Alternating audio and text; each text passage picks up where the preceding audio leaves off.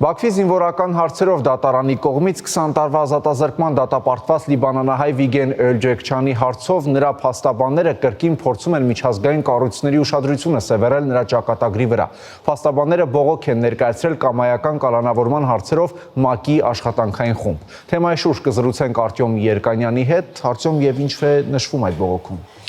Փաստաբանները պահանջել են ՄԱԿ-ի այդ հատյանից նոր ջանքեր գործադրել Վիգեն Էլջեքչյանին ազատ արձակելու նպատակով, հաշվի առնելով, որ իր դեմ այդ արշավը եւ կայացված դատավճիռը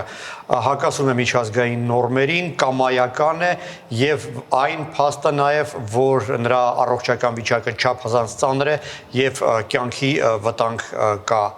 իրականում։ Այդ բողոքը նամակը ներկայացրել են երկու փաստաբան, ծագումով հայ Մարիա Լուսինա Մինասյանը, ով արգենտինացի է, եւ իսպանացի փաստաբան Այտոր Մարտինես Խիմենեսը։ Հիշեցնեմ, լիբանանացի մեր հայրենակիցը ձերբակալվել էր Շուշիում 20 թվականի նոյեմբերի 10-ին, այսինքն այդ համաձայնագրի ստորագրումից 1 օր անց, նա պարզապես մեկնում էր Շուշի ուր իր տուններ, չգիտեր համաձայնագրի ստորագրման մասին, անձնական իրերներ պատրաստվում վերցնել։ Եվ նրան մեղադրել էին ահաբեկչության եւ վարձկան լինելու մեջ, եւ 21 թվականի հունիսին դատապարտվել էին 20 տարվա ազատազրկման։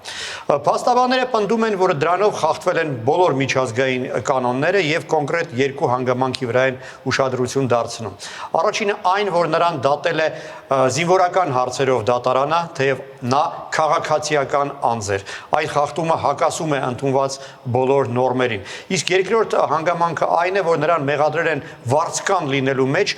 մի դեպքում, երբ դա նույնպես որևէ կերպ իմաստավորված եւ չի փաստերով ամրագրվում։ Բանն այն է, որ միջազգային կոնվենցիաները, մասնավորապես Ժնևի կոնվենցիան, ճանաչում է, որ եթե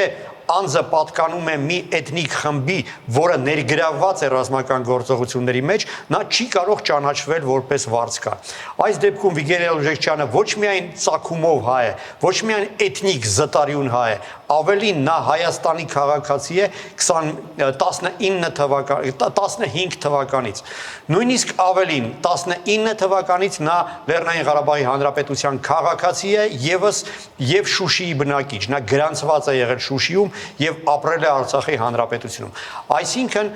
ինքնապաշտպանվելու իրավունքը նրա օրինական իրավունքն է եղել եւ եթե անգամ նա իսկապես մասնակցել է ռազմական գործողություններին, մի բան ինչը ապացուցված չէ, նրա վրա պետք է տարածվեր Ժնևի կոնվենցիան եւ նրան պետք է ազատ արձակեին, այլ ոչ թե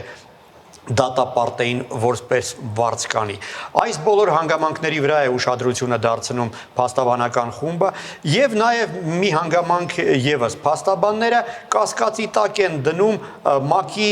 կամայական կալանավորումների հարցերով աշխատանքային խմբի որոշ անդամների կողմնակալությունը։ Բանն այն է, որ վերջերս նոր հանգամանքներ են ի հայտ եկել, որոնք դրա հիմքը իսկապես ապահովում են։ Իսկ ինչն է հիմք հանդիսացել կամայական կալանավորումների հարցով ՄԱԿ-ի աշխատանքային խմբի այդ անդամների չեզոքությունը կասկածի տակ դնելու համար։ Ժամանակին այդ անդամ հանդիսացող Հաննա Յուտկովսկայան, ով Ուկրաինան էր ներկայացնում, փաստաբան է նա,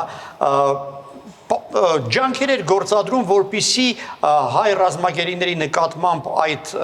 արշավը օրինական եւ լեգիտիմ ճանաչվի։ Եվ վերջերս պարզվել է, որ այդ տիկինը որոշ կախվածություն ունի Ադրբեջանից, այսինքն շահագրգռվածություն ունի։ Մասնավորապես միջազգային դատարանի հիմնադիր եւ առաջին դատախազ Լուիս Մորենո Օկամպոն սեփական հետաքննությունն է անցկացրել օգտվելով բաց աղբյուրներից ստացված ինֆորմացիայից եւ պարզել է, որ Հաննա Յուտկովսկայան հանդիսանում է ուկրաինական մի իրավաբանական ընկերության համահիմնադիր, որը սպասարկում է Ադրբեջանի նավթային պետական ընկերության շահերը Ուկրաինայում։ Պայմանագրեր ունի այդ պետական ընկերության հետ, այսինքն Յուտկովսկայան աշխատավարձ փող էր ստանում Ադրբեջանի պետական կառույցի կողմից վճարված հոնորարների կամ ուրեմն վարձի հաշվին։ Դա ակնհայտ շահերի բախում է ստեղծում։ Բացի այդ, Յուտկովսկայի ամուսինը, ուկրաինացի մի քաղաքական գործիչ,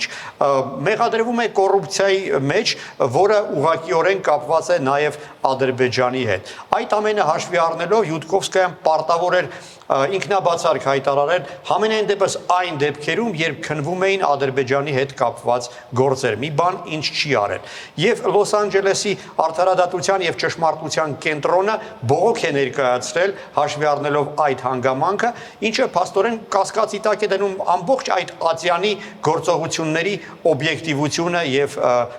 անկողմնակալությունը։ Եվ այս փաստաբանական խումբը Էլջեքչյանի եւս այդ հանգամանքը հաշվի առնելով բողոք է ներկայացրել եւ պահանջել է, որպեսզի Յուտկովսկայան վայր դնի իր լիազորությունները եւ այդ խումբը կրկին նոր գնահատականներ փորձի տալ տեղի ունեցածի։ Արծում, իսկ ինչ տեղեկություններ կան Վիգեն Էլջեքչյանի առողջական վիճակի մասին։ Դե շատ քիչ օբյեկտիվ ինֆորմացիա կա իրականում, բայց այն կծկտուր տեղեկությունները, որոնք հասնում են, թույլ են տալիս ենթադրել, որ նրա առողջական վիճակը բավականին ծանր է, վերջին մի քանի ամսվա ընթացքում նա 2 անգամ երկարատև հացադուլներ է հայտարարել ի բողոք անմարդկային պայմանների եւ նաեւ ի բողոք նրա, որ նրան սահմանափակում են հարազատների հետ շփումը։ Դա նաեւ այսպես փորձ էր ուշադրությունը սևեռել ոչ միայն իր անձի, այլ նաեւ բոլոր հայ կալանավորվածների ճակատագրին միջազգային ուշադրությունը դարձնելու փորձ էր։ Նա բազմիցս ասել է հարազատներին հեռախոսակապի ժամանակ, որ նրան անգամ բժշկական օգնություն չեն ցուցաբերում, թեև նա լուրջ հիվանդություններ ունի։ Երբ անցած անգամ հացադուլի հետևանքով նրա առողջական վիճակը կտրուկ վատթարացել էր, Կարմիր խաչի միջազգային կոմիտեի աշխատակիցների պահանջով նրան տեղափոխել էին հիվանդանոց։ Այժմ արդեն սեպտեմբերի 3-ից Ադրբեջանում միջազգային Կարմիր խաչ չկա եւ չկա ոչ մի միջազգային ատյան, որը կարող էր հետևել նրա ճակատագրին, նրա առողջական վիճակին, ինչպես է նաեւ մյուս մեր հայ գերիների իրավիճակին։ Նշեմ, որ ի տարբերություն մնացած մեր ռազմագերիների, Վիգենը պահպանվում է Գոբուստանի բանտում, որը հայտնի է իր անմարդկային պայմաններով, այնտեղ երկրում ամենաբարձր ինքնասպանության ցուցանիշն է եւ ի դեպ նաեւ տեղեկություն կա, որ Վիգենը եւս ինքնասպանության փորձ է ժամանակին ձեռնարկել։ Այսինքն այդ մարդու կյանքին իսկապես վտանգ է սպառնում եւ այժմ արդեն շատ փոքր, բայց այնուամենայնիվ հույս կա, որ փաստաբանների այս վերջին դիմումը կնկատեն եւ ուշադրություն կդարձնեն նրա ճակատագրի վրա։ Շնորհակալություն, Արծու։